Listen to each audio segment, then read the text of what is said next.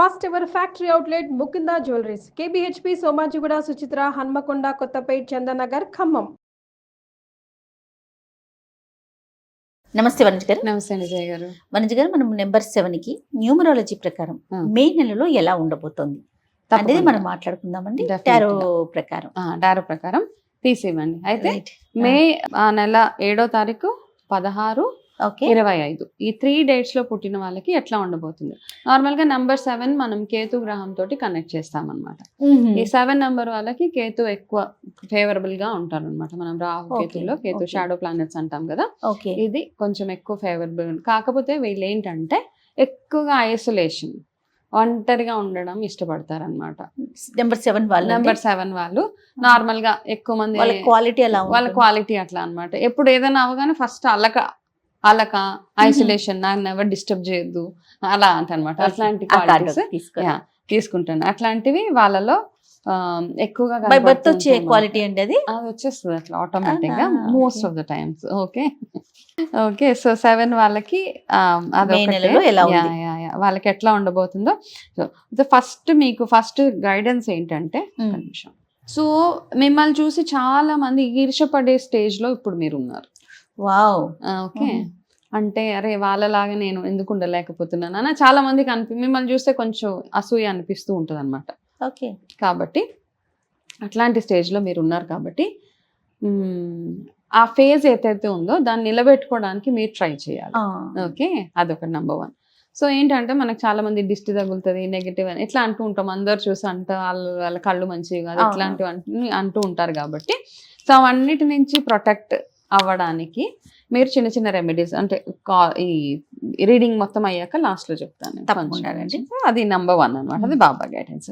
అంటే చాలా బాగుందని అనుకోవాలి.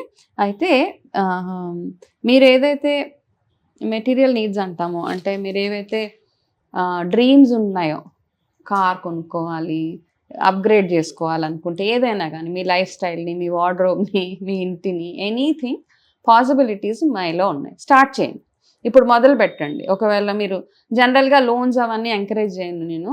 చాలా మందికి నా అడ్వైజెస్ ఏంటంటే, లోన్స్ తీసుకోకండి, నార్మల్గా ఎంతలో ఉంటే అంతలో ఉంటే బెటర్ అనిపిస్తుంది. బట్ స్టిల్ కొంతమందికి ఉంటుంది కదా, నా నెక్స్ట్ గ్రేడ్ కార్కి వెళ్తే బాగుంటుంది అని. అట్లాంటి లోన్స్ ఏమైనా అప్లై చేస్తే కూడా ఇమీడియట్గా మీకు వితౌట్ ఎనీ ప్రాబ్లం మీకు అప్రూవల్ అయిపోతూ ఉంటుంది అనమాట. అది నెంబర్ 2 అనమాట. సో ఇంకొక థర్డ్, రిలేషన్షిప్స్లో ఏంటంటే మంచి చెడు 2 ఉన్నప్పుడు మీరు ఎక్కువగా చెడు గురించే, వాళ్ళు నాకు ఏం చెడు చేశారన్నది ఆలోచిస్తూ ఉంటారు.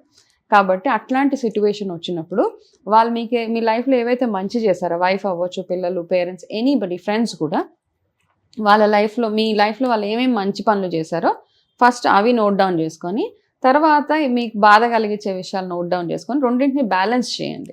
ఇవి ఎక్కువ ఉన్నాయి అనుకోండి, మంచి ఎక్కువ ఉన్నాయి అనుకోండి, ఈ వీటిని మైనస్ చేసి బయటకు పంపించేయచ్చు, నో ప్రాబ్లం. కొంచెం కాంప్రమైజ్ అవ్వచ్చు, అక్కడ అలగక్కర్లేదు మీరు అన్నమాట. సో అది ఓకే. ఏదైనా బాధ పెట్టే విషయాలు ఏదైనా ఉంటే వాటిని అక్కడికి వదిలేసేయండి. ఓకే, నేను చెప్పాను కదా స్టార్టింగ్లో, ఒక ఒంటరితనానికి వెళ్ళిపోయేసి అదే ఆలోచిస్తూ ఉంటారు. క్యాసెట్ని రివైండ్ ఫార్వర్డ్ చేస్తూ ఉంటారు.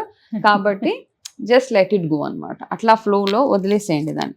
రెండోది ఏంటంటే, డెసిషన్స్ ఏవైనా ఉంటే కనుక గుడ్డిగా తీసుకోవద్దు ఈ మంత్. ఓకే, ఇంకొకటి ఏంటంటే, మీరు 2 పడవల మీద కాలు పెట్టారు ప్రస్తుతానికి. ఓకే, సో ఏదైనా ఒకటి చూస్ చేసుకోండి అందులో.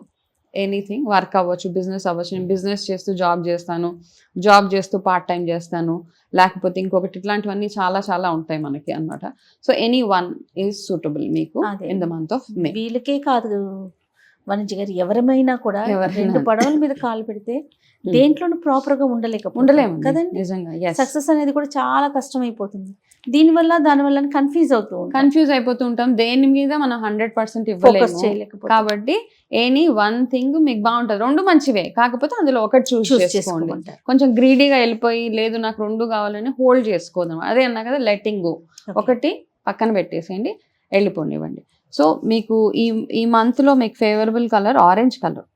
సో ఆరెంజ్ కలర్ కాబట్టి చాలా మంది ఆరెంజ్ కలర్ వేసుకొని వెళ్ళాలంటే ఇబ్బంది పడుతుంటారు. రోజు కాదు, బట్ ఎనీ ఇంపార్టెంట్ డేస్ ఉన్నప్పుడు మీరు ఆరెంజ్ కలర్ వేసుకోండి. అయితే ఏదైనా మంగళవారం పూట మీరు ఏం చేస్తారంటే,